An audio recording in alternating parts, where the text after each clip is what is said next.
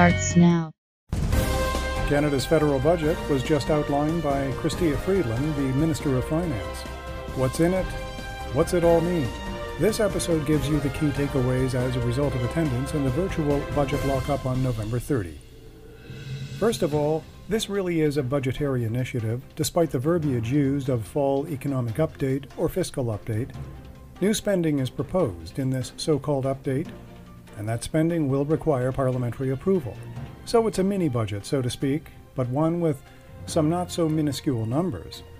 As Canada becomes focused on the second wave of the pandemic, Freeland's update provides the broad brush strokes on what will be spent and how. The minister disclosed that the national deficit for the fiscal year is projected at $381.6 billion.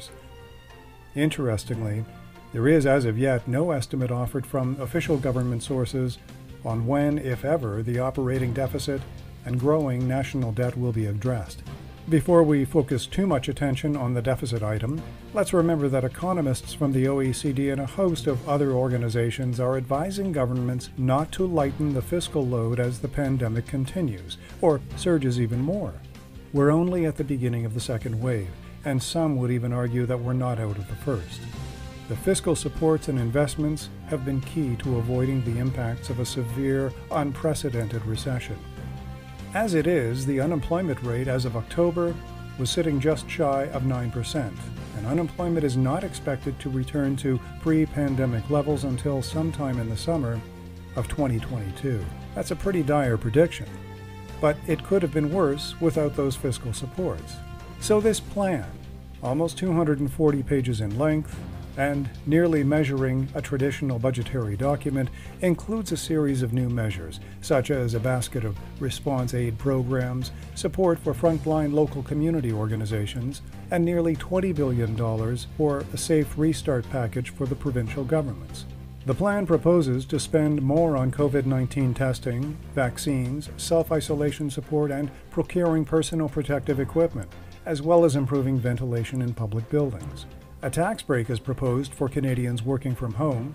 It would recognize expenses up to $400 and would not require the usual itemization when filing your income tax return. The maximum rate of the emergency wage subsidy would go back up to 75% beginning in late December. The government also wants to extend the current rate of support offered through the emergency rent subsidy until March at least.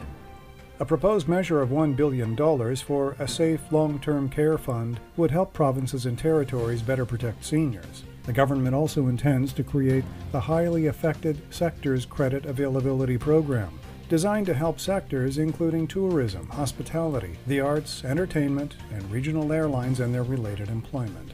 With all the spending proposals, the plan then announces a notable item on the revenue side of things: the imposition of the HST on global companies that are foreign-based, such as Netflix and Amazon. Don't think this one won't have an impact on you. Expect your fees to go up somewhere. The announcement of this measure in this fiscal update that responds to pandemic-related issues seems somewhat out of place, and I think should have been reserved for the larger budget plan. Speaking of which, the fiscal update will be followed by a full federal budget sometime in 2021, which in the past several years has been released in February or March. Remember that this document is an item of confidence.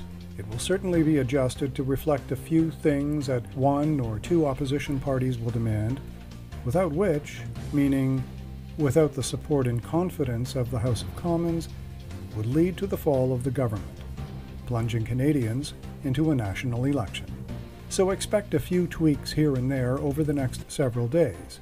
That said, know that the Liberals currently have healthy levels of support from Canadians, which, in the case of an election, could very well transform them from a minority to majority government. Visit stephenchristiansen.ca for more episodes. This podcast is available on all streaming platforms including Anchor, Amazon, Spotify, TuneIn, and Apple. I'm Stephen Christiansen. Thanks for listening.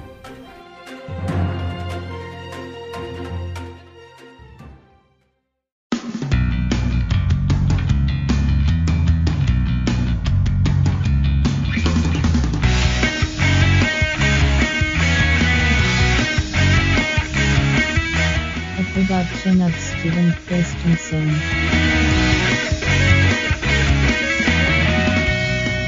Podcast complete.